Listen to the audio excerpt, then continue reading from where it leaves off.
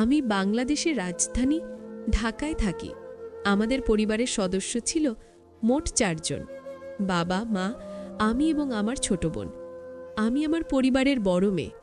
সেই হিসেবে সবাই আমাকে খুব আদর স্নেহ ভালোবাসা দেয়। বিশেষ করে বাবা আমাকে অনেক ভালোবাসত এবং অনেক স্নেহ করত, অনেক আদর করত। বাবার ভালোবাসা ভোলার মতো নয়, কিন্তু আমার বাবা সেই রকম ছিল না। আমার বাবার ভালোবাসাটা একটু ভিন্ন ছিল, যা অন্যান্য বাবাদের মতো ছিল না। আমার বাবা যখন আমাকে আদর করত তখন আমি কিছুটা অবাক হতাম, কারণ আমার বাবার আদর করাটা সাধারণ কোনো বাবার মতো ছিল না, একটু ভিন্ন রকম ছিল। আমার নিজের বাবা বলেই আমি ভয়ে কিচ্ছু বলতাম না।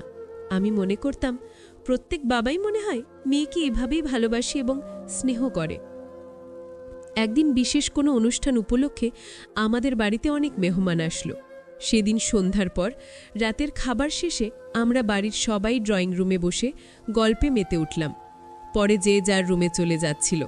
অতিথিদের জন্য আর কোনো রুমের বন্দোবস্ত না থাকায় অতিথিদেরকে অন্য রুমে জায়গা দিয়ে বাবাও আমাদের রুমে নিজের জন্য বিছানা করে নিল, আর মা আমাদের অন্যান্য মহিলাদের নিয়ে অন্য রুমে শুলো।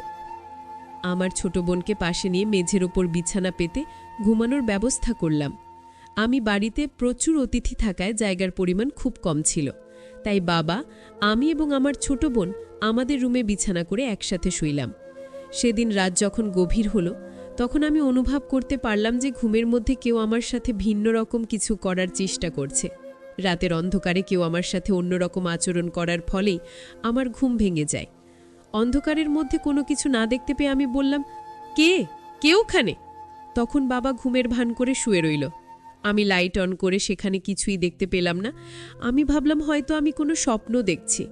কিছুক্ষণ জাগার পর আমি আবারও ঘুমিয়ে পড়লাম, কিন্তু ঘুমের মধ্যে আবার আমি সেই রকম কিছু অনুভব করতে শুরু করলাম।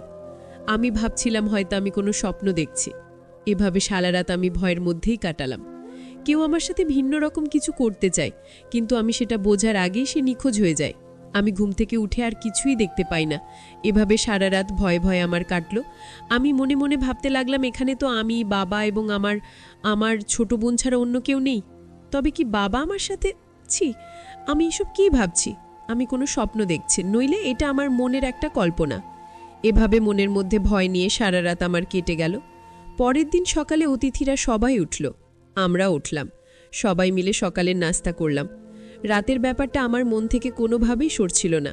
মনে মনে ভাবতে থাকলাম, একই স্বপ্ন মানুষ কয়বার দেখে? কে এই ব্যক্তি যে আমার সাথে রাতে এরকম আচরণ করেছিল? ভাবতে ভাবতে আমার কোনো কিছুই ভালো লাগছিল না। কিন্তু এখানে তো বাবা, আমি আর আমার ছোট বোন ছাড়া আর কেউ ছিল না। তাহলে কে আমার সাথে এরকম করল? সারাটা দিন শুধু খালি আমি এই বিষয়টা নিয়েই চিন্তা করলাম। যদিও লোকটা আমার সাথে খুব বাজে আচরণ করার চেষ্টা করছিল, কিন্তু আমি সজাগ হয়ে যাওয়াতেই আবার তার জায়গায় চলে গিয়েছিল, যে কারণেই সে আমার বড় ধরনের কোনো ক্ষতি করতে পারে নাই। মনে মনে ভাবলাম, যাক, সেটা আমার কপাল ছিল। এই বিষয়টা নিয়ে চিন্তা করলে আর কোনো লাভ হবে না। সেদিন আমাদের বাসার সকল অতিথি বিকেলবেলা চলে গেল। আমাদের বাসা একেবারে খালি হয়ে গেল। আমার মা একজন গৃহিণী। আমার মায়ের শারীরিক অবস্থা তেমন একটা ভালো না। আমার বাবা অনেক ডাক্তার দেখিয়েছে, কিন্তু আমার মায়ের শরীরের অবস্থার কোনো উন্নতি হয়নি। কেন জানি আমার কাছে মনে হলো আমার বাবার যা প্রয়োজন তা আমার মায়ের কাছ থেকে পাইনি। সপ্তাহখানেক পর একদিন রাতে বাবা আমার রুমের দরজায় এসে নক করছে আর আমাকে ডাকছে আর বলছে, মা পূজা। আমি বাবার ডাক শুনে উঠলাম, উঠে এসে দরজা খুলে দিলাম। দরজা খোলার সাথে সাথেই বাবা আমাকে বলল, মা পূজা, তুমি কি এখনো ঘুমাওনি? আমি বললাম, বাবা, আমি এতক্ষণ ঘুমিয়েছিলাম। তখন বাবা আমাকে বলল, মা পূজা, আমার আজকে খুব একটা ভালো লাগছে না। আমার মায়ের এই রোগ মনে হয় আর ভালো হবে না। আমার মায়ের এই সমস্যার কারণে আমি আর ঘুমাতে পারছি না। তাই আমি সিদ্ধান্ত নিলাম আমি আজকে তোমাদের পাশে থাকব। আমি বললাম, ঠিক আছে বাবা, তাহলে আপনি আমাদের পাশে শুয়ে থাকেন। সেদিন আমার বাবা আমাদের পাশে শুয়েছিলেন। আমি শুয়েছিলাম বাবার ডান পাশে, আর আমার ছোট বোন শুয়েছিল বাবার বাম পাশে। এভাবে শুয়ে থাকতে থাকতে হঠাৎ আমি ঘুমিয়ে পড়লাম। কিন্তু ঘুমের মধ্যে গভীর রাতে হঠাৎ আমি অনুভব করলাম যে আমার সাথে আবার কেউ ভিন্ন রকম কোনো কিছু করার চেষ্টা করছে। লোকটির সেই আচরণে আমার ঘুম ভেঙে গেল। আমি ঘুম থেকে উঠে বাবাকে আমার পাশে খুব বাজে অবস্থায় দেখতে পেলাম। তখন আমি বাবাকে বললাম, বাবা, আপনি আমার সাথে এসব কি করছেন? আপনার মেয়ের সাথে ঘুমন্ত অবস্থায় এসব কিছু করার আগে আপনার বিন্দু পরিমাণও লজ্জা বোধ হয়নি? তখন বাবা আমাকে বলল, না পূজা, তুই তো আমার বড় মেয়ে, তুই তো আমার কষ্টটা কিছু হলেও বুঝবি।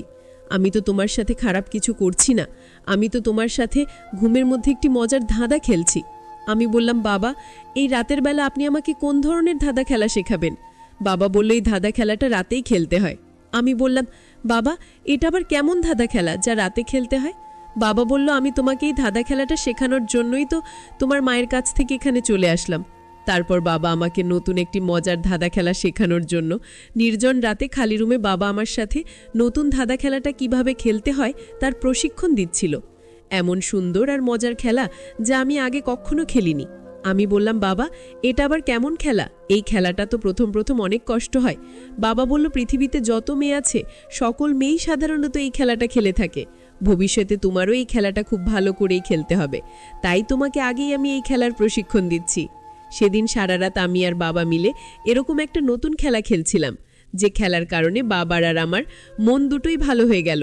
আসলে খেলাধুলা করার শরীর এবং স্বাস্থ্যের জন্য খুবই উপকার। পৃথিবীতে এমন এমন অদ্ভুত ধরনের খেলাধুলা আছে যা করলে মানুষের শরীর এবং মন স্বাস্থ্য সবই ভালো হয়ে যায়। এই খেলাটার একটা নির্দিষ্ট মাত্রা রয়েছে, এই খেলাটার খেলোয়াড়দেরও একটা রয়েছে যা আমি আগে বুঝতাম না। তবে আমার ক্ষেত্রে খেলার সিস্টেম ও খেলার ধরনটা ছিল স্বাভাবিকই, কিন্তু খেলার খেলোয়াড়টা ছিল একটু ভিন্ন রকম, যার হাতেই আমার জীবনের প্রথম মাত্র 15 বছর বয়সেই গোল দেওয়া শুরু হয়েছিল।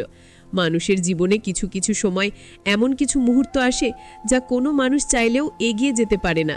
আমার ক্ষেত্রেও তাই হয়েছিল। যদিও আমি বাবার সাথে এরকম ধরনের খেলায় কোনো আগ্রহ ছিলাম না, কিন্তু পরিবেশ আর পরিস্থিতি আমাকে সেই রকম ধরনের আন্তর্জাতিক মনের খেলোয়াড় বানাতে বাধ্য করেছিল।